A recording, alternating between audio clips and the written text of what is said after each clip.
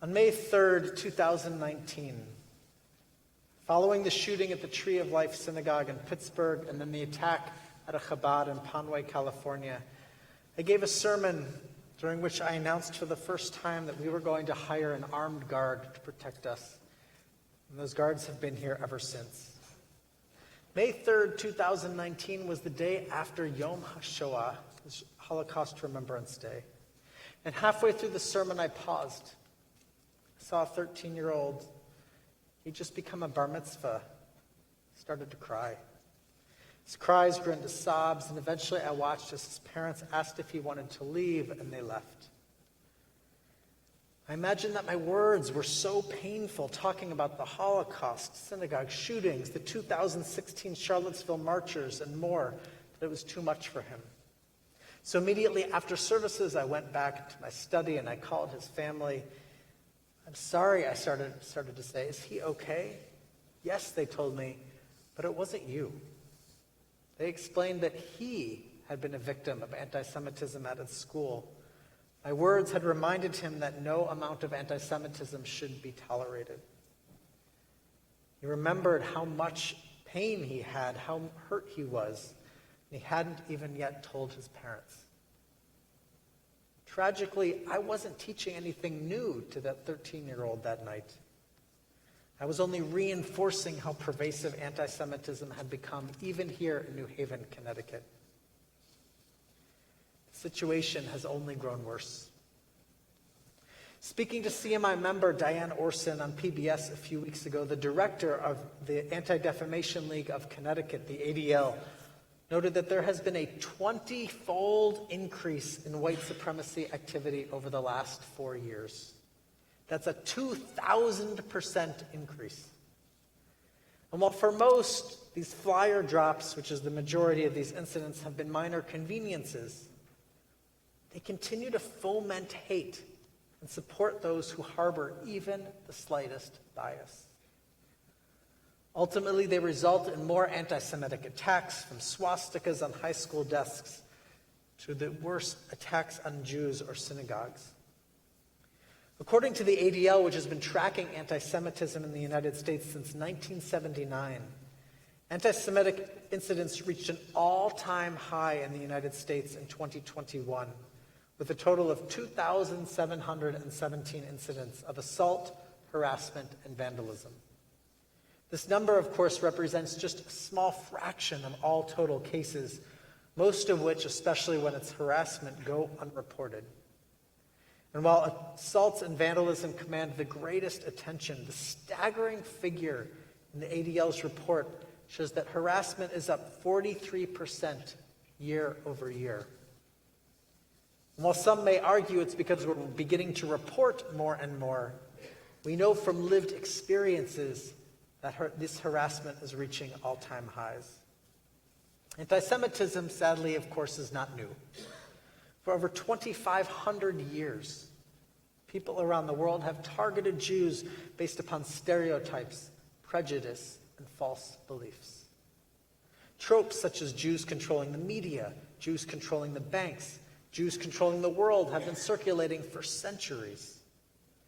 And while all of these are egregious and cause for concern, a new form of anti-Semitism has prevailed in the last decade and is beginning to find foot not only in the minds of white supremacists who have always hated Jews, but in those on the left, those who we fight alongside and fight alongside us for many social justice causes. Sometimes even people we consider to be friends and allies. Often this newer anti-Semitism is veiled under issues from the ongoing Israeli-Palestinian conflict and the occupation of Gaza and the West Bank that I spoke about last week. But similar to other false beliefs, people develop the idea that Jews in the United States, no matter our age, no matter where we live, somehow have control over Israeli politics. In the last few years, Jews have been asked not to participate in marches and rallies with Jewish symbols such as kippot and talitot. Jews have been asked not to participate in racial justice campaigns unless they disavow Israel entirely. Teens have been asked not to join certain college campus clubs if they are also members of the Hillel. People who are fighting to free the oppressed have convinced themselves that sometimes Jews, because of the behavior of a few, do not themselves deserve to be free of oppression. As we know, like many things, the internet exacerbates this problem. Online anonymity, perceived or real, makes things worse. Stacy Sobel, the director of the Connecticut ADL, noted that in places on the web there is a 24-hour white supremacist rally. Social media has provided another opportunity for kids to bully each other, often with even more tenacity than in person. Antisemitism has flared among young people who target their Jewish friends under a misguided social justice zealotry. Educator Jennifer Analik writes that there is a new form of cyber harassment she has witnessed, wherein Palestinian flags are being posted in the comment section of Jewish people's social media posts, regardless of the content of those posts. And this has left many young American Jews she has worked with asking, why aren't my non-Jewish friends showing up for me? We are working hard to show up for others. As our congregation has confronted modern racism toward Black, brown, indigenous people over the past several years, we have intentionally distinguished between racism and anti-Semitism. Our amazing Confronting Racism team has taught us about the idea of intersectionality, which is the perception that systems of inequality based on forms of discrimination intersect to create unique dynamics and effects. And as we work as a congregation and community to become anti-racist, we sometimes need to remind ourselves that anti-Semitism is not the same as anti-Black or anti-brown racism. Therefore, while my grandmother's narrative as a Holocaust survivor motivates me to fight for the liberation of others, does not mean that I then understand the experience of a person of color in this country. Conversely, others need to come to understand that they do not understand the Jewish experience of anti-Semitism. And the time has come for us to ask who is going to fight with us. We should continue our anti-racist work, and we will. And as my colleague Rabbi Daniel Bar-Nachum suggested recently, we and others also need to work to become anti-Semites. And I conflate these two issues not to diminish the ongoing effects of systemic racism in our country, but to remind us that their intersection is sometimes more than just simply a perception. Racism and anti-Semitism intersect overtly in white nationalism, which at its core blames Jews for the ills of the world and even purports that Jews are working by becoming anti-racist to overturn a white Christian majority in this country. Hopefully, we all remember tonight that the Charlottesville marchers were chanting, "Jews will not replace us." Yet when I speak to many of our allies and friends, they simply remember it as another racist rally. Embracing anti-Semitism means learning about and choosing to actively fight hateful rhetoric and action towards Jews. Eric Ward is senior fellow at the Southern Poverty Law Center and a nationally recognized expert on the relationship between authoritarian movements. Writes that over the past 50 years, not coincidentally the first period in U.S. history in which most American Jews have regarded themselves as white, anti-Semitism has become integral to the architecture of American racism. Because modern anti-Semitic ideology traffics in fantasies of invisible power, it thrives precisely when its target would seem to be least vulnerable. Ward writes that this means that the notion that Jews long ago and uncontestably became white folks in the U.S. is a myth that we must dispel. We must dispel this notion, first of all, because not all Jews are white. Jews are white and black, brown, Asian, Indian, and more, often in far greater percentages than we see represented in mainstream American Judaism. No matter what you look like, we love you all. We must also dispel the notion that Jews are white folks, because Jews do not fit the traditional definition of whiteness based upon a white nationalist view of the world.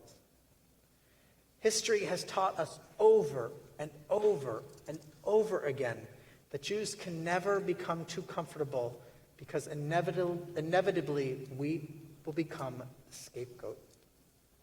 It's not about what box we check on forms. That's for us to decide. Sometimes it's about how others perceive and label us. Even worse, the ascension of Jews into positions of power in the United States and abroad, and now Israel, bolster those who believe in the conspiracy of the all-powerful Jew. Thus, when Ibram Kendi teaches that to dismantle racism toward black and brown people, we must focus on power, not people, as we have taught, the hairs on our necks might begin to bristle. Not because Kendi is anti-Semitic, far from it, but because anti-Semites will hear his message as a siren call. The modern anti-racist movement offers two important lessons as we work to eradicate anti-Semitism. First, it reminds us that every single action matters.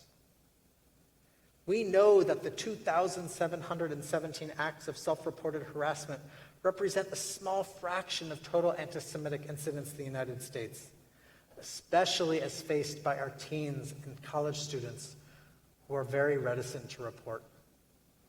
Just as Kendi teaches that every action can help eliminate racism, people of every race and religion need to understand and react to every instance of anti-Semitism. No matter the intention, we transgress when we stand idly by when someone is hurt. Megan Black, the program director of the Western States Center, where Eric Ward is a senior advisor, speaks about the unexamined anti-Semitic bias in our country, even by friends and allies, and perhaps even within Jews themselves. Speaking with Diane Orson, she challenges people to examine the assumptions behind seemingly harmless comments, such as the stereotype of a cheap Jew or overstating Jewish power.